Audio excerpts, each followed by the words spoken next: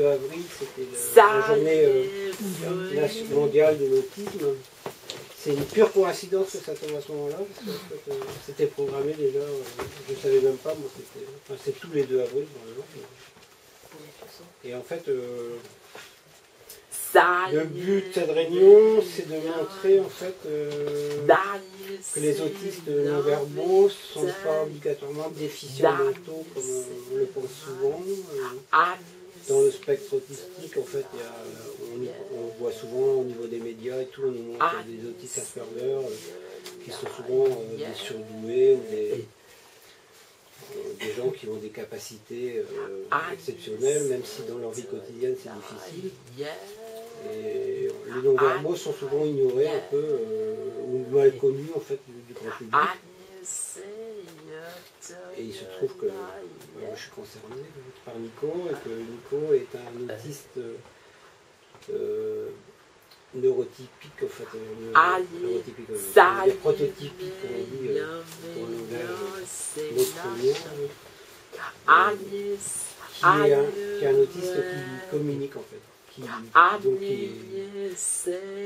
intelligence, qui peut nous dire des choses, qui peut écrire des textes, qui peut s'exprimer. Donc il y a un échange possible entre lui et nous, depuis qu'il est... C'est sa mère en fait qui...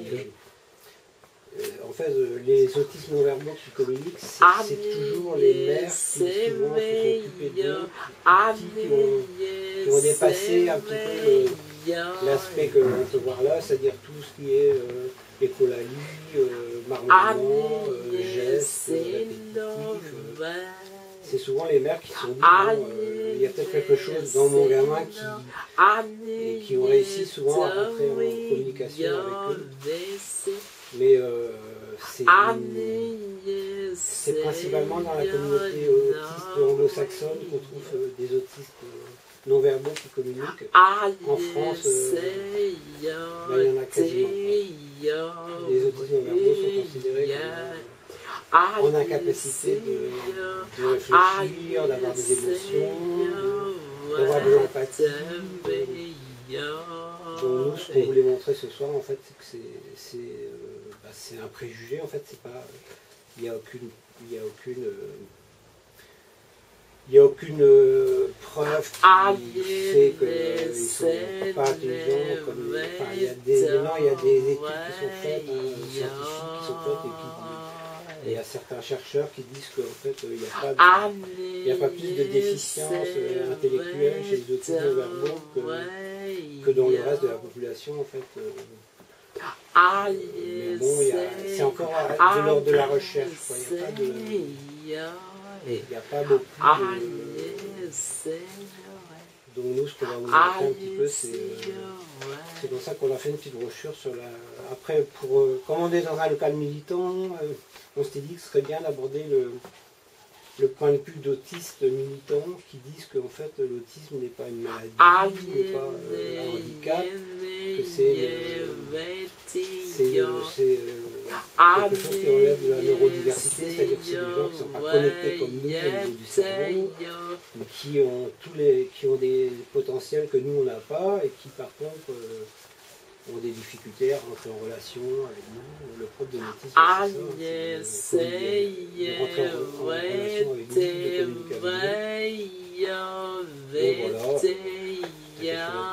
avec nous.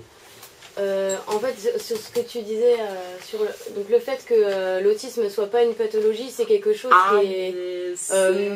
on dit souvent malheureusement le contraire, souvent en France en plus, alors que maintenant ça a été prouvé que c'est une façon de fonctionner au niveau neurocognitif qui est différente, et que c'est pas une maladie. On n'enlève pas l'autisme à quelqu'un comme on pourrait retirer un cancer avec une chimiothérapie, quoi. Ça fait vraiment partie de la personne et de son identité. C'est pas quelque chose qui vient se greffer à soi et qu'on porte comme un fardeau.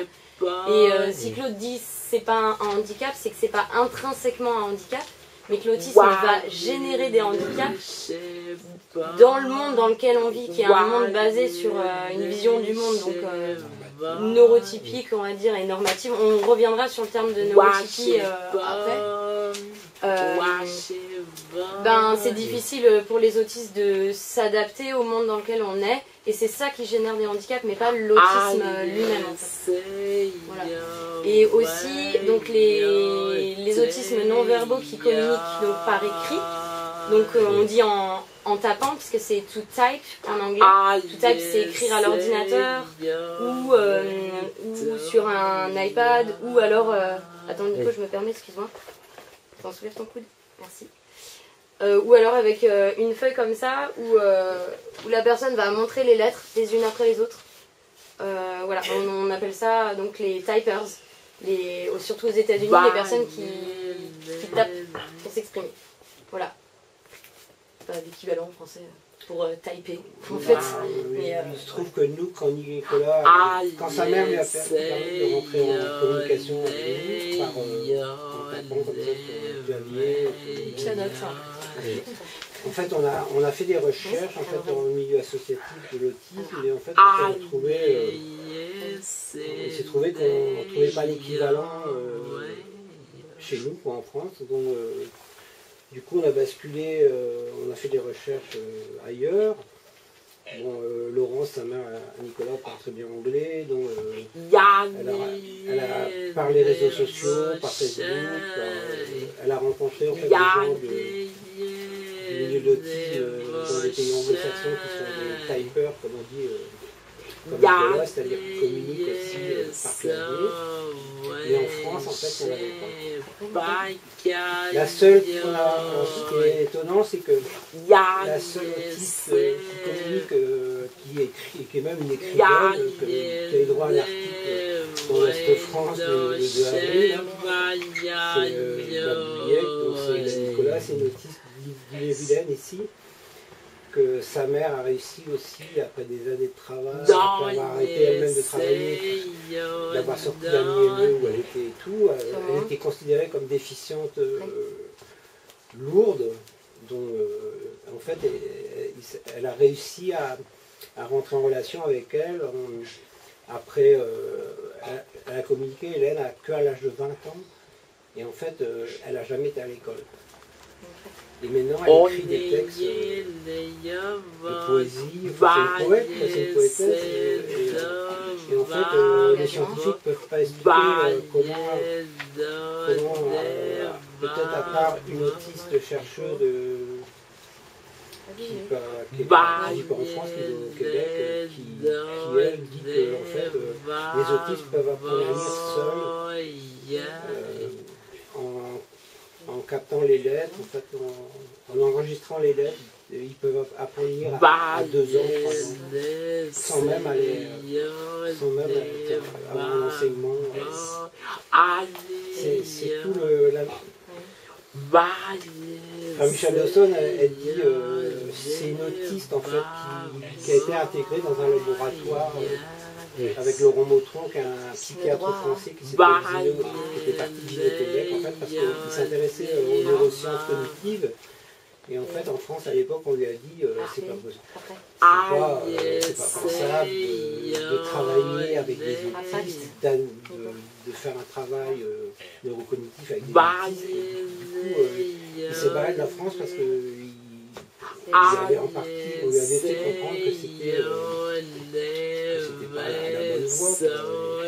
Et après, il a intégré dans son laboratoire des autistes, il a travaillé avec des autistes, dont une autiste qui est devenue chercheuse, qui était une fille qui travaillait à la Poste au Québec, à Montréal.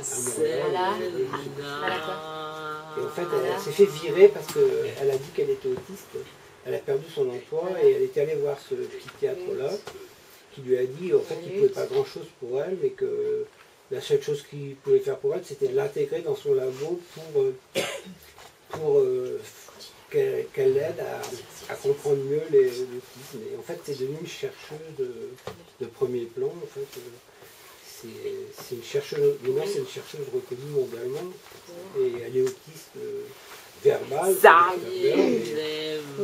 fait des recherches sur les autistes. Et moi, c'est la première fois que j'ai vu une chercheuse autiste dans le monde de la recherche, c'est la première fois que j'ai entendu dire que les autistes non-verbaux étaient en capacité de... qu'il n'y avait pas plus de déficience en fait, dans le monde des non-verbaux que dans le monde des Asperger. Parce qu'en fait, on parle de spectre autistique, donc ça veut dire qu'il y a des autistes à différents niveaux. On parle en France, on parle de bas niveau, de haut niveau, d'autistes savants, d'autistes déficients, d'autistes...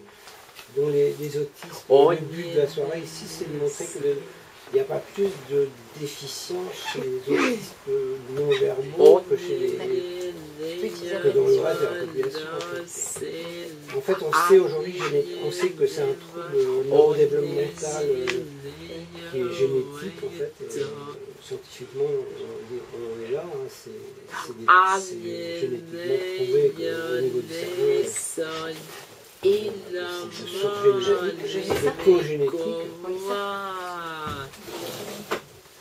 Après, bon, je pense que les anglo-saxons n'ont pas une culture d'ordre psychanalytique comme nous en France. Ils ont abandonné un petit peu ce thème que l'autisme serait une psychose infantile. En fait, c'est quelque chose qui a été abandonné dans les pays anglo-saxons avant nous. Et chez nous, on est resté beaucoup sur le...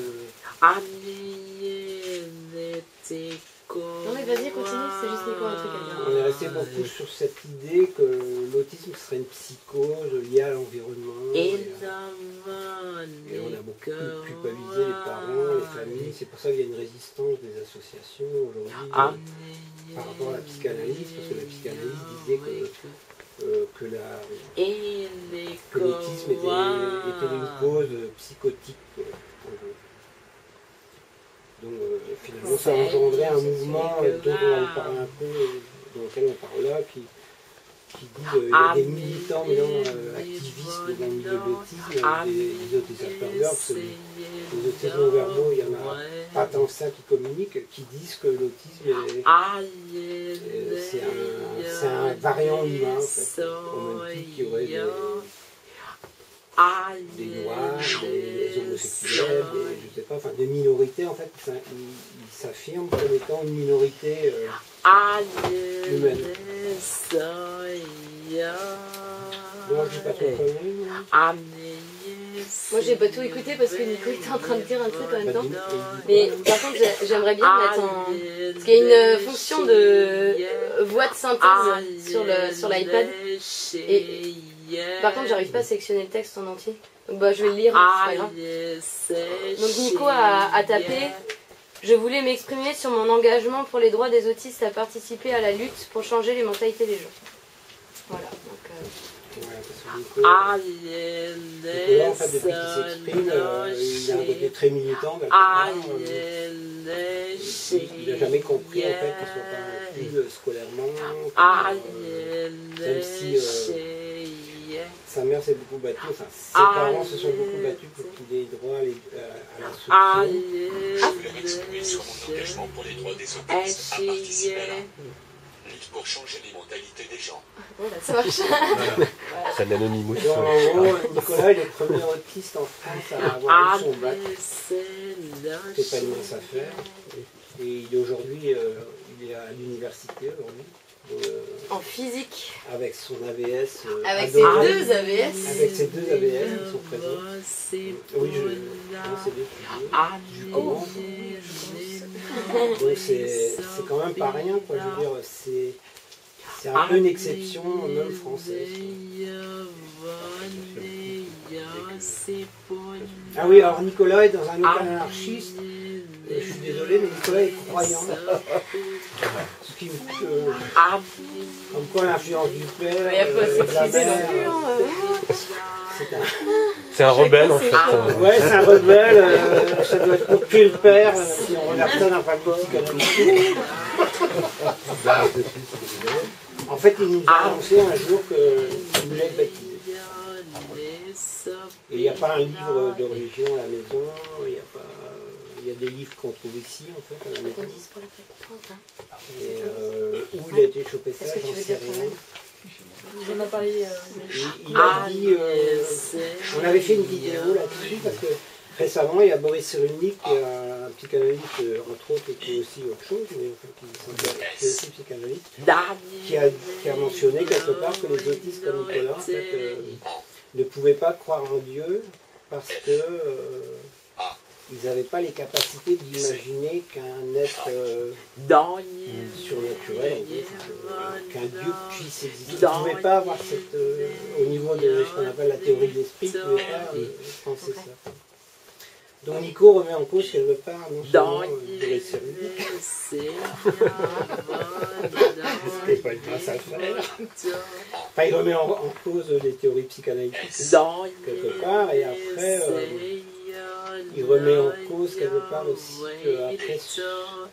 En fait, dans le milieu anglo-saxon, il y a une mère qu'on va peut-être connaître tout à l'heure qui avait un fils autiste et qui a créé une méthode pour rentrer en relation avec lui, qu'elle a instaurée un peu comme une méthode à elle, en fait. Hein, il n'y a pas de, ça n'a pas été prouvé scientifiquement non plus. Ça veut dire que, en fait, la science des autistes, quelque part, sont un peu en avance même sur la science, parce que la science, on n'est pas encore à expliquer.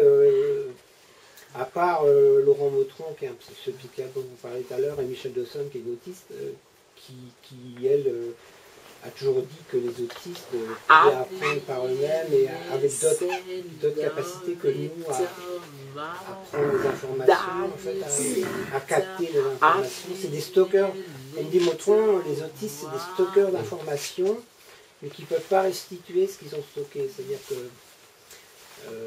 ce qui pose aussi la question de l'instruction, parce qu'un gamin comme Nicolas, par exemple, qu'on envoie à l'école avec des enfants neurotypiques dans le milieu de l'autisme, enfin des enfants normaux, quoi. Même si il produit rien, même si il n'est pas capable de restituer, il apprendra toujours quelque chose et probablement captera beaucoup plus d'informations que les autres élèves.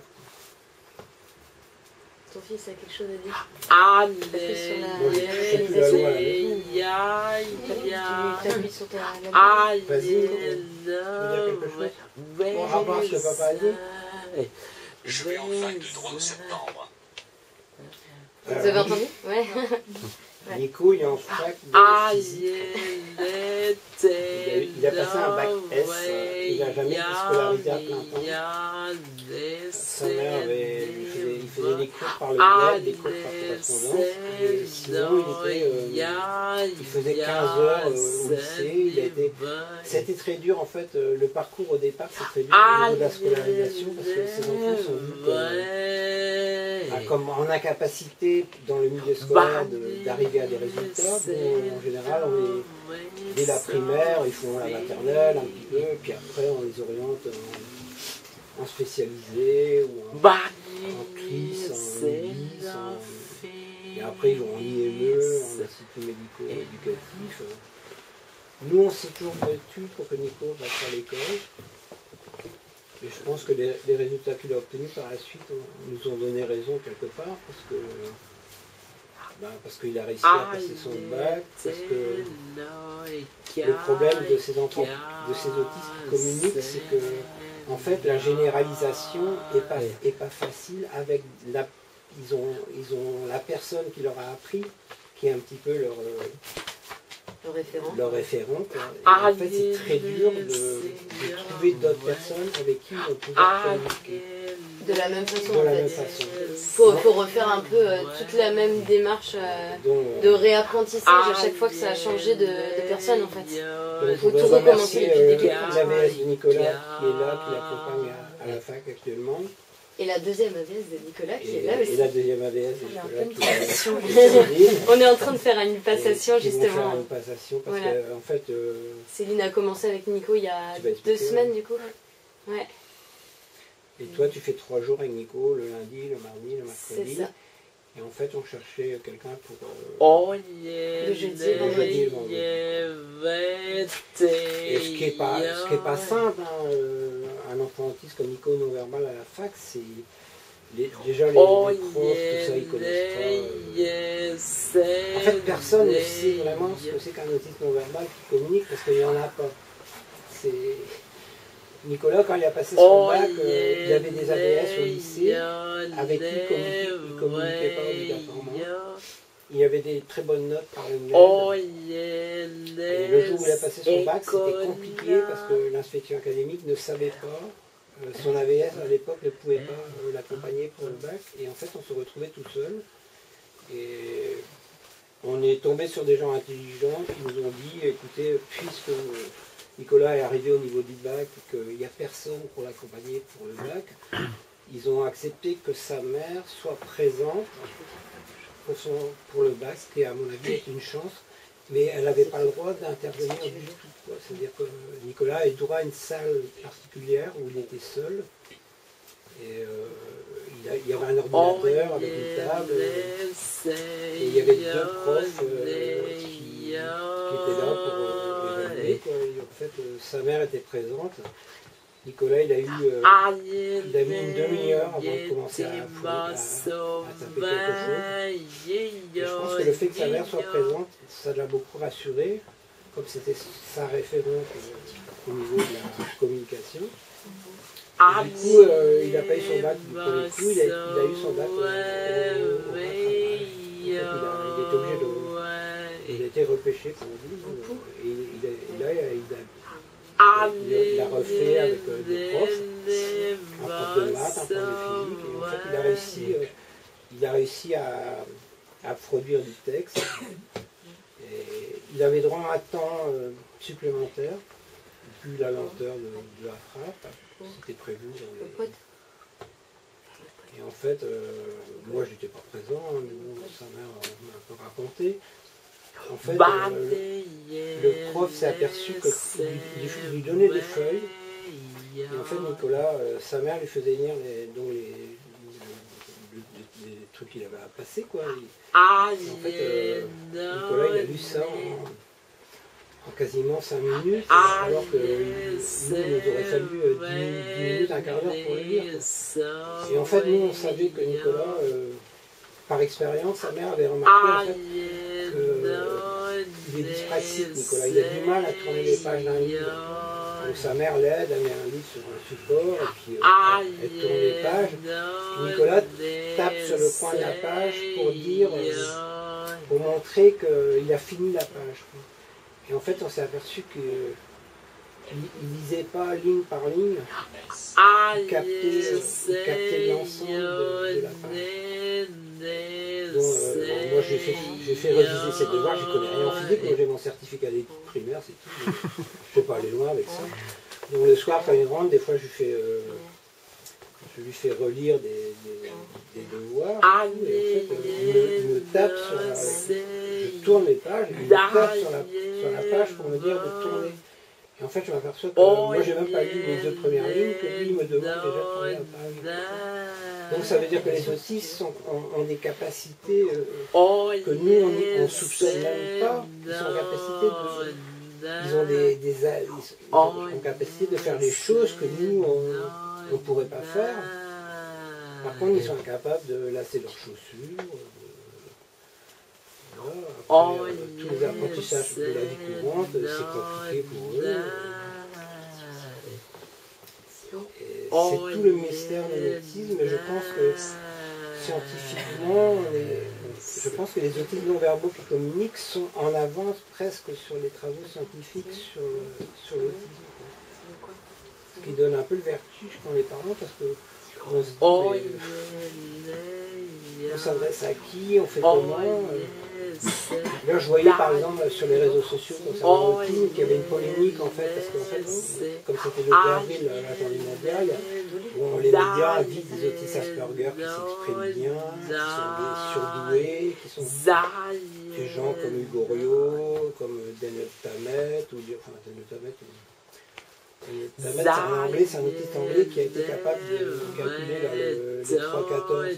C'est un truc infini, on peut aller, il a prouvé scientifiquement qu'il pouvait rester comme ça des heures à calculer la racine sur les mathématiques de 3-14. Mais ça, c'est des autistes Asperger, ce qu'on appelle les autistes savants. sont relativement médiatisés, qui sont médiatisés beaucoup plus que... Alors que les non-verbaux sont pas du tout... sont pas du tout encore reconnus comme ayant des capacités. Donc, le but de la soirée ici, c'était de montrer en fait que ces autistes non-verbaux sont un peu les oubliés du monde de l'autisme aussi, et qu'ils ont peut-être des capacités qui sont équivalentes aux Asperger, mais comme ils ne peuvent pas s'exprimer, on ne sait pas. Quoi. On ignore leur capacité. Moi, ça m'a posé une question éthique quelque part. Enfin, c'est là que je trouve que le côté libertaire dans cette histoire est important, parce que ça veut dire qu'il y a des gens, comme a mis sa mère dans un texte qu'on a écrit, là, elle dit il y a des gens qui sont enfermés dans eux-mêmes, et qu'en plus on enferme dans des centres psychiatriques, dans des hôpitaux psychiatriques, les autistes avant étaient... C'est moins le cas maintenant parce qu'ils sont dans des instituts médico-sociaux et tout, mais avant, les autistes étaient en psychiatrie. Quoi. Donc moi, quand je connais le parcours de mon gamin, je me dis, mais il y a probablement plein d'autistes qui ont été enfermés à vie dans l'hôpital psychiatrique et qui comprenaient probablement tout ce qu'ils subissaient, qui avaient l'intelligence pour comprendre tout. Enfin, moi, je m'intéresse beaucoup à l'image des autistes. J'avais retrouvé un documentaire qui date de 89 sur des autistes en hôpital psychiatrique qui sont enfermés dans des salles où ils sont protégés et tout, parce qu'en fait, ils se cognent la tête, ils se mutilent, ils se balancent, ils sont comme ça, ils sont... Nicolas à côté, c'est rien, quoi, je veux dire, mais ces enfants-là, probablement, même dans ces enfants-là qu'on voit dans ces images, probablement que certains d'entre eux, parce qu'on dit qu'il y a 10%, dans le spectre autistique, il y aurait 10% qui seraient déficients mentaux, mais plus on va, plus on avance, plus on s'aperçoit qu'il y en a de moins en moins. Enfin, en gros, on sait aujourd'hui que Renaud Tron, il dit que c'est une minorité. Du coup, sur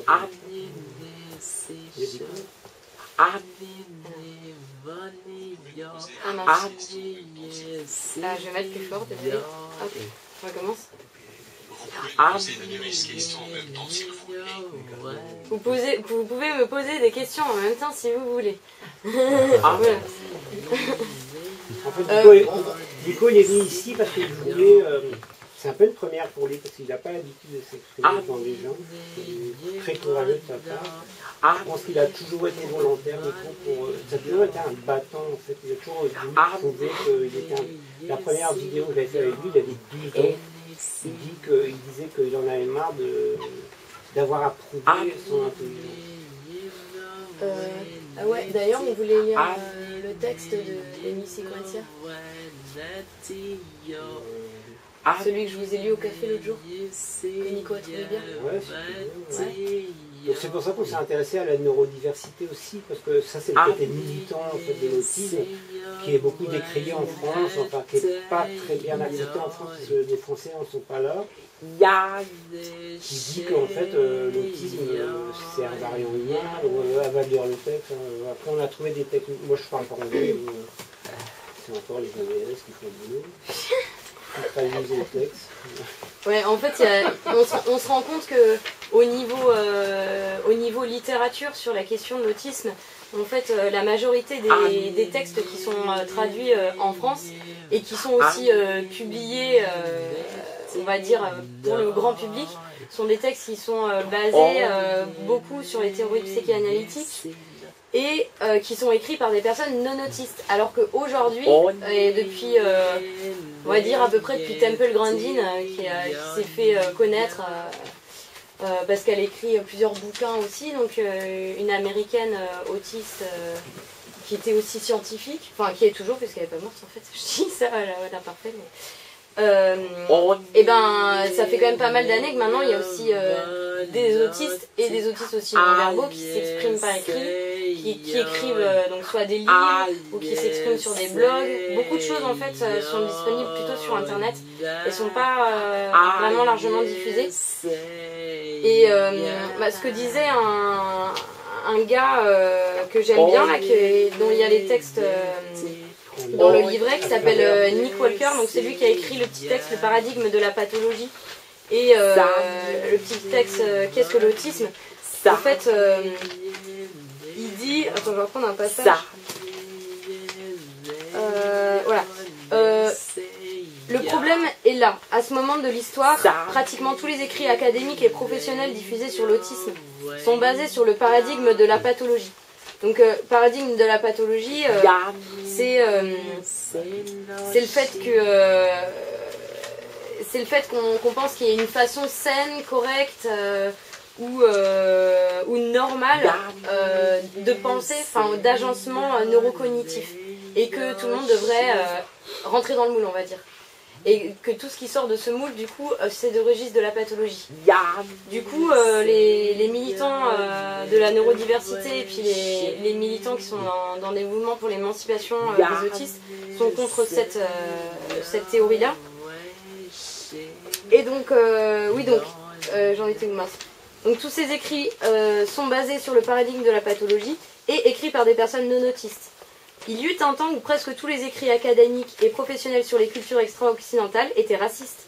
Cela n'a jamais rendu le racisme juste ou valable. Si vous étudiez un cours sur les écrits afro-américains, seriez-vous indifférent au fait que la moitié des lectures assignées soient constituées d'une littérature produite par des blancs suprémacistes dans l'intérêt de la nuance? Voilà, je trouvais ça en fait assez parlant, quoi. Voilà. Je sais pas si ça vaut le coup que je lise ça en fait. On va peut-être plutôt passer des vidéos, non? Vous en pensez quoi, vous? C'est des extraits en fait d'autistes non-verbaux qui s'expriment. Diapo ou... Et ils sont principalement anglo-saxons parce qu'en fait en France, comme je disais tout à l'heure, il n'y a pas de... Moi je fréquente tous les réseaux sociaux de parents. En fait je trouve pas. À part Hélène, il y a Hélène et il y a Nicolas, qui sont des autistes non-verbaux qui s'expriment. Mais au-delà, il y a quelques autistes qui utilisent d'après des méthodes, le texte, qui savent utiliser des lettres pour demander je veux une banane, mais il n'y a pas de... Ça ne va pas au-delà de ça, il n'y a pas de texte réfléchi, de réflexion.